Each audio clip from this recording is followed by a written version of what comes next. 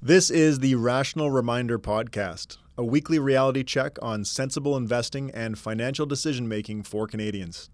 We are hosted by me, Benjamin Felix, and Cameron Passmore.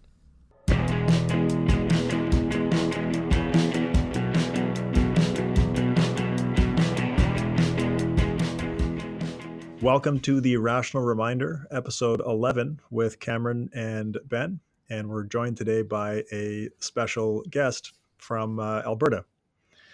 We had to get some new audio equipment, and we're trying out a new podcasting software to have a remote guest on the show, so we hope it sounds okay. Our guest today is Robb Engen.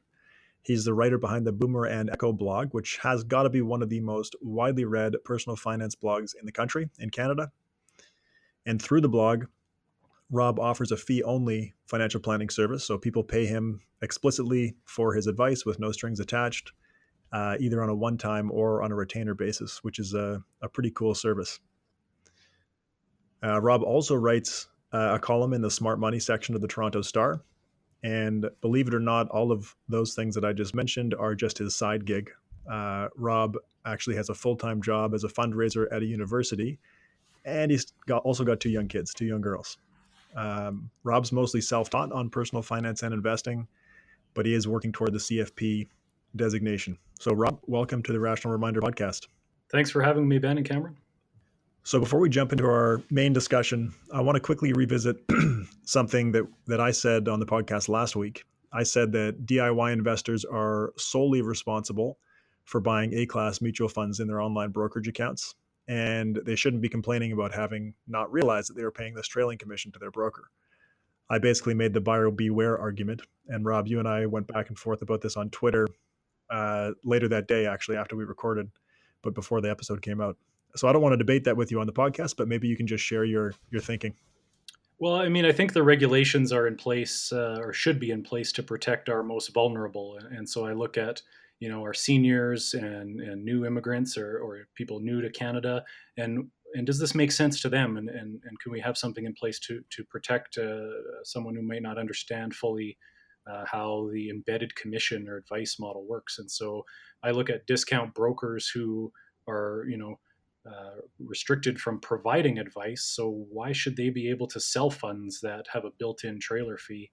And so my argument is that they should be forced to rebate those fees or just not offer them altogether. And so that's where it looks like the regulations are going. I understand your point, which is that it's a big responsibility for a DIY investor, and they should do the research. But there's a lot of funds out there. I can see how easily someone could get, based on a simple screen, be kind of lured into those kind of funds without fully understanding that they're paying for something that they cannot legally receive. Right. And I just think it should. So that's kind of like someone searching for, I don't know, a Canadian dividend fund, and they see maybe one with good past performance is A-class, and so they buy that one, not knowing they're paying this extra fee. Exactly. That makes sense. That does make sense. And I think that's where we're going to end up ultimately. Well, I think that's happened. Yeah, I think we're going there Right. now. Okay. So that aside, I've already given you a quick intro, Rob, but maybe you can just give us a brief overview of your story building the blog up to what it is today. Oh, sure. So we started the blog back in 2010. And at the time, I was going through a lot of change in my life. I just turned 30, just had our first baby. A couple of years previous, my wife was diagnosed with MS, so it changed a lot of kind of our family focus and trying to come up with more balance in our lives. Turning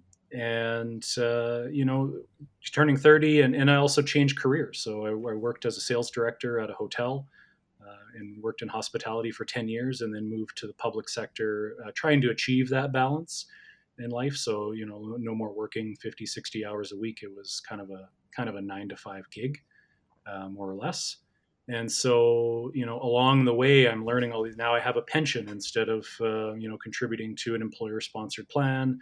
I've got kids now, so, looking at RESPs. We're a one-income family now, just due to our family circumstance and my wife's health at the time.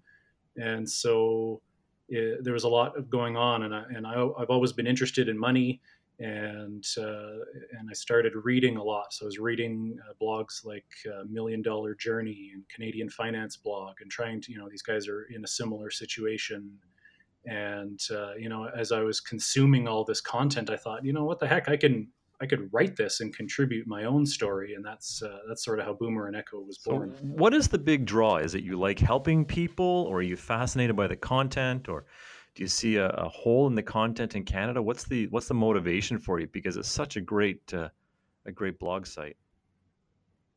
So I think blogs in general are appealing because if you follow a lot of mainstream media, they do the financial facelifts, and it's some ridiculous scenario where a couple's earning $250,000 a year and wondering if they're going to be okay in retirement. And I think people want a little more relatable stories, and that's why blogs have become more popular. If someone can find themselves, hey, this is just a regular, 30-something guy going through all these things, and I'm sharing my experiences so that people don't make the same mistakes I do. And that's where a lot of the writing comes from. When I bought my first house, of course, the mortgage specialist at the bank, had me tick off the box that said, you're going to pay the mortgage life insurance premiums and things like that. And so as I started learning more, and looking at that and saying, that's not something that a lot of people should be doing. And then I'd write about that experience, and I do a lot of research into why. And I think a lot of people appreciate that. And over the years, as the blog has grown, I've become, and that's where it kind of goes back to my position about the DIY investors getting kind of screwed by the discount brokers. Is a lot of my experience falls into sort of consumer protection, because I don't want people to make mistakes or get exploited. I think one of the one of the most sort of public lessons that you've learned and written about extensively on the blog is that when you started out, you were, an expert in quotation marks stock picker, and you were finding dividend paying stocks, and that was sort of the key to retirement. And there are a ton of blogs out there like that focus on dividend investing. And Cameron and I have spoken on the podcast and written about many times how it's a flawed way of thinking about investment returns and investment portfolios. In 2015, you sort of saw the light and switched to index investing. Can you tell us how you came to that decision?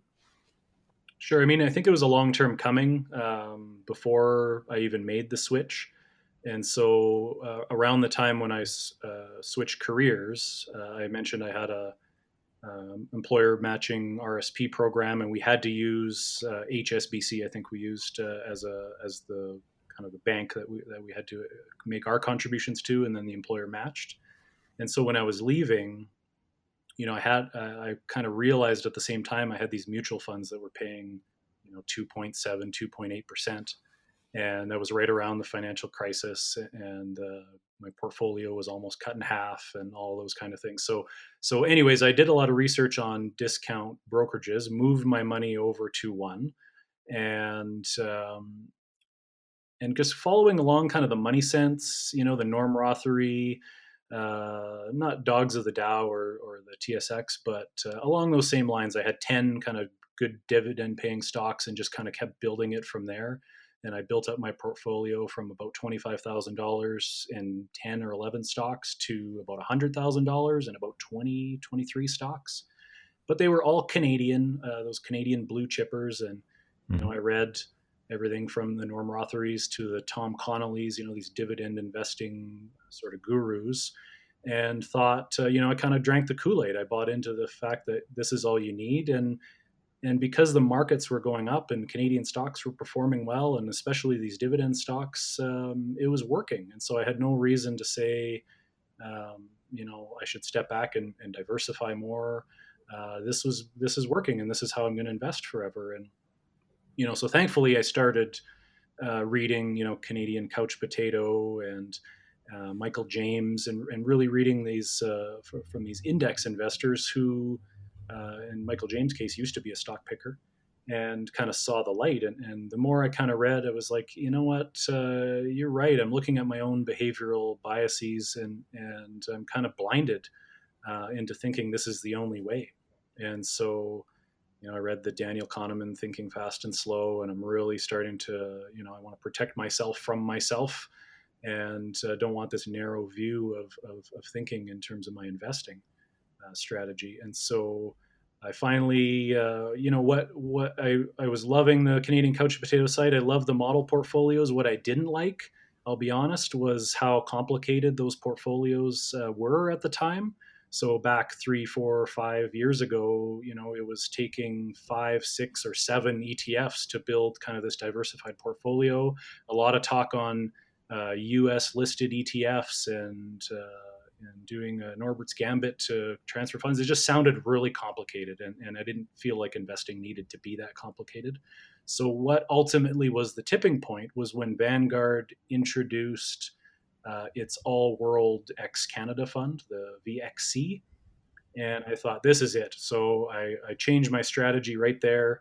I sold my $100,000 worth of dividend stocks, and I split it 20% between VCN, which was the Canadian portion for Vanguard, holds about 300 or so of the biggest stocks in Canada, and then 80% VXC, which was getting me exposure to thousands of companies all across the world. And so with those two funds, suddenly now I'm not looking at my portfolio every day wondering why the certain oil stocks were going down or getting cut in half, and wondering which stocks I should buy. I owned a small slice of everything, and it's been quite liberating. So, I mean, you talk a lot on your website about simplicity, and Rick Ferry tweeted on the weekend talking about making things simpler is better. Do you miss complexity at all? Not at all. I'll be honest, and I wrote about this. I think we'll get into later, which is the amount of time I spend on my portfolio is minimal now. I'm adding new money. I don't worry about the when is it a good time. I've got to buy on the dip. I've got to keep my powder dry. All that stuff. I don't worry about it. I just have a regular schedule of investing every month, and kind of keeping to that 20/80 allocation. And honestly, I'm keeping it even more simple because I'm not necessarily selling when I do my asset allocation or rebalancing. I'm not necessarily selling one to buy the other. I just add new money to the laggard, right? I add new money to the one that's lagging behind and bring it into balance that way. And it's super easy to do. And so, no, I don't miss the complexity. I don't miss the research on individual stocks. To be frank, I probably wasn't doing a good job of it anyways. It was just stocks were going up. Very funny. And it looked like I was succeeding. I don't think anybody's truly good at researching stocks, so no worries there. You mentioned Dan Bortolotti's previously complex portfolios, and I think actually pre-2015 he had his Uber Tuber with 12 or 13 ETFs that also gave you the small cap and value exposure. That's right. And one of the questions that I have for you is we, Cameron and I, on the podcast, talk a lot about factors. Factors is like exposure to small cap and value, which you don't get with a market cap weighted ETF portfolio. Obviously, there's a massive trade-off between simplicity, which you're getting with a 2 ETF portfolio, and factor exposure, which you're not getting. Do you have any thoughts on factor investing and sort of where the tipping point is in terms of complexity versus optimization? Yeah, so there is a tipping point, I think, for sure, and optimal might be more important when your portfolio grows a bit in size. I mean, I think you follow the personal finance Reddit site, Personal Finance Canada, and you see the questions all the time. I'm just starting. I've got $5,000 or $10,000, and I need to be exposed to REITs and gold and all these things. And like, it really doesn't matter at that level, in my opinion, anyways. And even I know I'm leaving money on the table by using VXC instead of the US listed funds, but I think what I gain in terms of simplicity at this point outweighs that. Maybe once I'm at $250,000 or more, I look to more optimal solutions and factoring and things like that. But I think I'm capturing what I can in terms of the market returns at pretty close to as low as fees as you can get. And I have faith in the market. Like I have faith in the market when I talk about product development. Look at Vanguard now has come out with a one fund solution, right? So now instead of the 7 or 8 or 12 fund Uber tuber, you can get, I mean, pretty much as diverse as you can get. And all that for 20 or 30 basis points. And, is it the absolute optimal thing to do? Maybe not. But Right. is it better than 98% of the portfolios out there? Yeah, 20 Absolutely. to 25. Yeah, and I do want to come back and talk more about that a little bit later. But right now, I want to ask you about the fee-only planning service that you're offering, which I think is, I mean, it's very cool. I don't know if you saw the blog post that I wrote last week about how the fee-only planning services fit in to the DSC, the deferred sales charge, where Advocates is arguing that small accounts need the deferred sales charge so they can afford advice. And I argued in the blog post that when there are low-cost solutions like Vanguard's one ticket fund or even a robo-advisor combined with a fee-for-service advice model, I think the DSC is completely obsolete. Um, but I was hoping you could tell us what type of financial advice are people looking for when they contact you, and then also what kinds of people are contacting you. Is it retirees? Is it younger people? Well, it's a mix of both. And so to answer that question of the demographics, I have everything from when I talked about the people in my situation when I started the blog, which was, just had a kid or just got married, really where there's a financial life event that has happened and they just they need to reset and get their goals and their priorities in place. And so there's that demographic. And then there's the soon to be retired. And so they're this group of boomers who are maybe 5 years or 3 years away from retirement and just really need a financial reality check, um, or a sober second thought on their opinion. And they don't. And I get a lot of I don't really trust my advisor, my bank advisor. That was my next question. I'm so curious to hear, like, who are they working with now typically? Can you say anything like on average where they might be? Um, Most have an advisor through either a bank or an investment firm. Um, and so they're coming to me, and it's mostly blog readers. I'll be honest. It's not, I don't just hang my shingle out the door. It's blog readers who've been reading my stuff for a long time who have, said, yeah, I get what you're saying. And your philosophy kind of jives with where I want to go, and so I'd like to kind of engage your service because I write about the general. I mean, I can't write. Obviously, everyone has a personal circumstance that's different, and so when I write a blog post, it's about the general you, not about you specifically. And so I'll get some readers contact me that says, well, here's my situation, and what do you think? And they really want that unbiased advice. I mean, I think what's really hitting home now is that that conflict of interest or that advice tied to product sales. It's not what people want, but it's what they've been used to for decades, and so they want this. They want to bounce it off. That's really interesting. I didn't really think that through, but I'm very interested to hear that most of the people, and it makes sense, but the most of the people contacting you are with an advisor and they're looking for an objective second opinion. I think that's really fascinating. But then you also have selection bias, right? You have people that are looking to become better informed. What would you say from your experience, Raleigh? How would you rate the state of the average investor in Canada today? Oh, I don't. It's not good. It's if you take it In terms of knowledge, out of a 1 in 10 scale, it's probably really low towards the 3 mark even.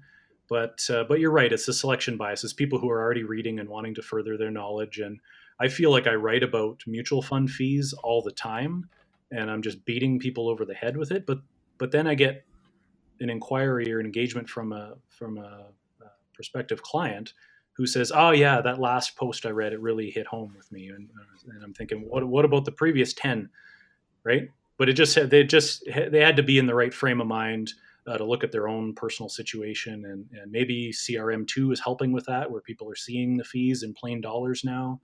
I don't know what the answer is, but I will tell you the inquiries have gone up substantially in the last year, and people are they really want an unbiased, objective opinion.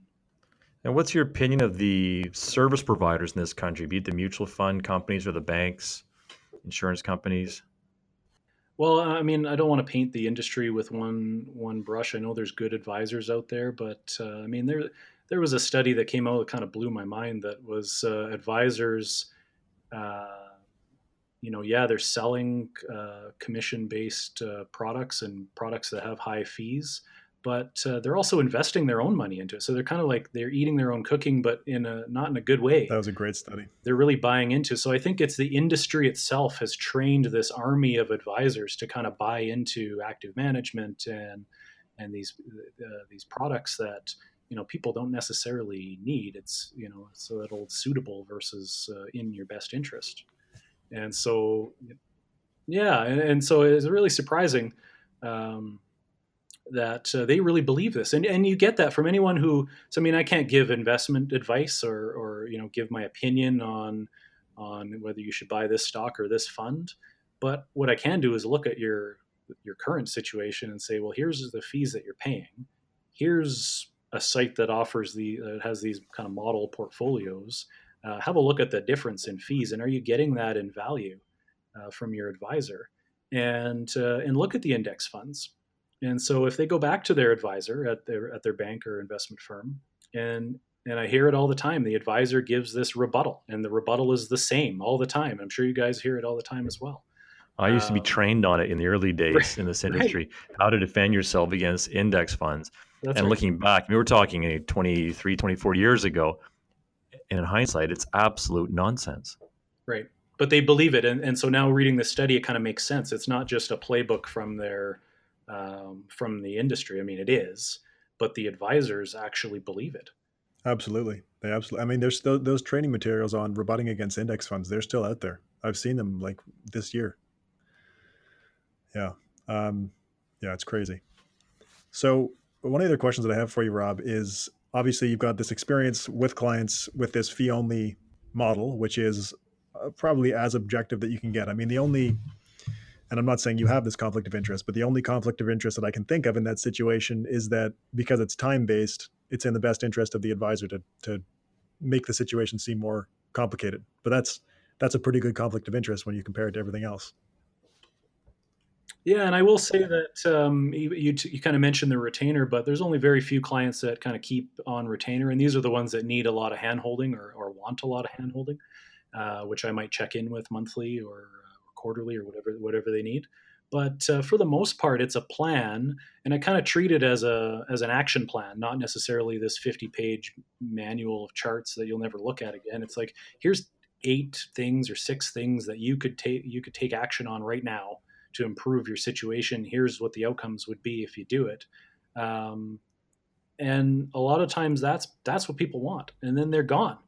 And so I don't have this ongoing relationship where I need to like, oh, well, have you ever thought about this? And I even had a client inquire who said they actually met with a fee-only advisor in his home city, who kind of wanted to keep him on and kind of dangle him along with these really complex meetings and whatnot. And this guy was 27 years old. He just needed to be kind of pointed on the right direction and go. Right. So the question that I have relating to all the stuff that you were just talking about, which was totally relevant to my question, how do you think that the fee only, so the model that you're giving advice on now, how do you think that stacks up in terms of, I guess, pros and cons to something like what PWL does, which is we're still fee-based, like we're not earning commissions, but we are earning revenue based on the assets that we manage, which means as the portfolios grow, our dollar fees tend to go up. And obviously that has its own conflict of interest where it's in our best interest to gather as much assets as possible, but I guess also to grow the assets. Anyway, so my question is, how do you think those two models stack up? Well, I think for one, what you're doing, and you have a fiduciary standard, which I think is imperative. So I think about situations like when a client might come to you and say, should I take the lump sum on my pension or when I leave my employment, or should I take the pension for life? And it would be in your best interest to take the lump sum and invest it. But because of a fiduciary duty, you would give an objective opinion. And it might be to take the lump sum, but it would be in that client's best interest. So those are decisions that I would make or help a client make without any overhanging conflict. However, I deal with very basic financial planning, And when things get a little more complicated, either they have a corporation or farming or U.S. Assets or residency and things like that. Like I, for one, because I have a full-time job, I don't have time to deal with those types of situations. And there's absolutely a place for a fee-based and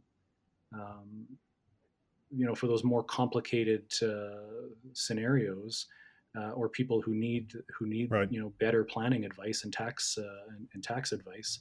Absolutely, the fee-based model is the way to go. Interesting. Good answer. Well, So, what are some of your biggest issues or biggest beefs you have with the financial services industry? Oh, how much time do we have? I mean, I just think it's the transparency, right? I mean, I've been railing on the embedded commissions for years. The Canadian Securities Administrators finally had a chance to do something about it and came out with these real meek and mild changes, which supposedly aren't now going to right. be followed in Ontario, at least in one case with the deferred sales charges. So I just think that we're way behind the maybe the United States and other areas in terms of the fees that are charged, the transparency, the industry. You could just, I mean, they're just hanging on for dear life to this old model of commissions, and it's more about client and asset gathering than it is about giving advice. And so I think if I could say my biggest beef, it's that there's still this belief that active management or that your financial advisor can provide enough value on the stock picking side or mutual fund picking side to justify that fee. And we know that that's not true, because the active manager is going to lag behind a market. But it's so prevalent in the industry, and they just, clients aren't as informed, investors aren't as informed, and so the industry gets away with it. And But there's so many great writers like you and Dan Bortolotti, the Couch Potato, and Rob Carrick. Like, how is this not getting through quicker? And it's not just that. It's that, like in Canada, yes, I agree the strong voices are important, but I mean, in the US, they have probably similar strong voices. But in the US, it's changing hugely. Like the assets are flowing every single day out of active and into passive. And in Canada, the trend is not, I mean, the needle's barely moving.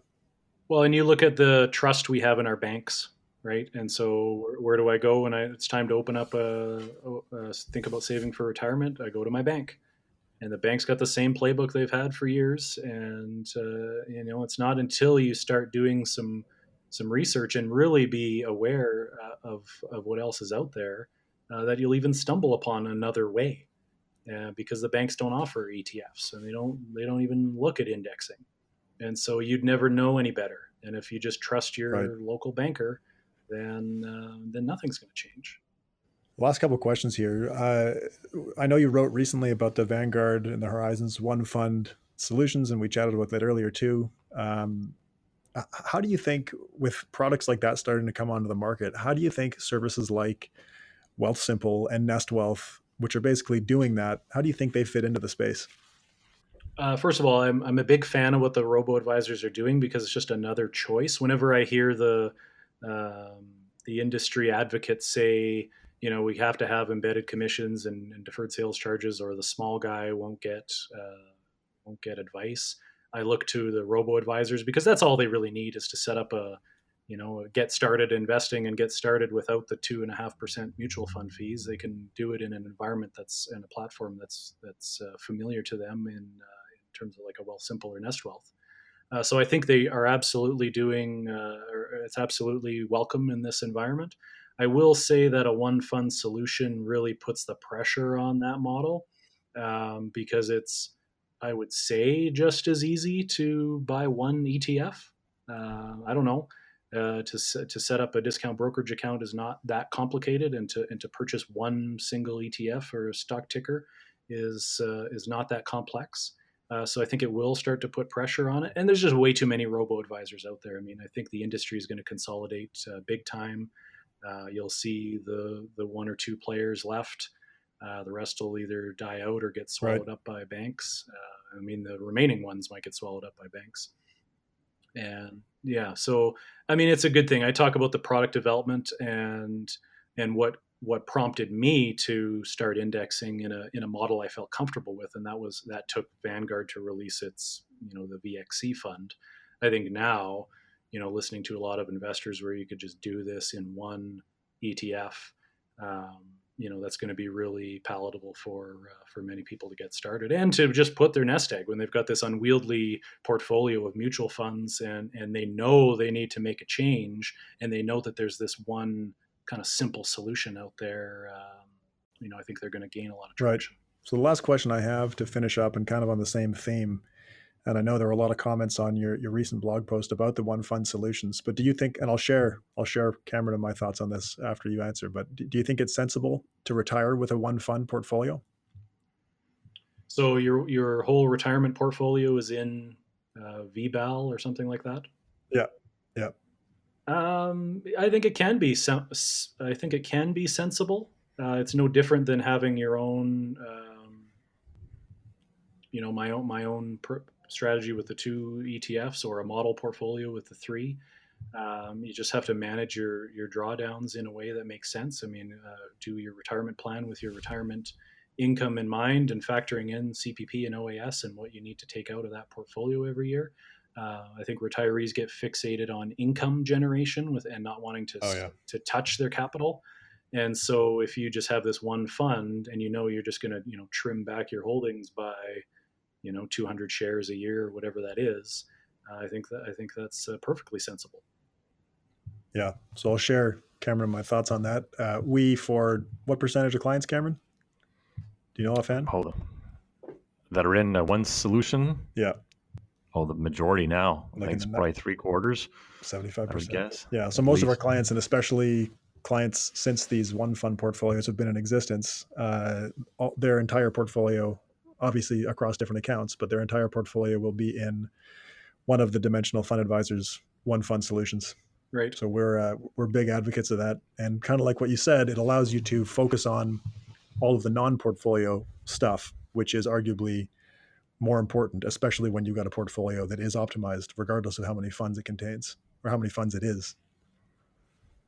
No, that makes sense. There's so many other things to focus on, and your investments all in one vehicle, a broadly diversified vehicle that's low cost, absolutely makes sense and focus on the bigger picture.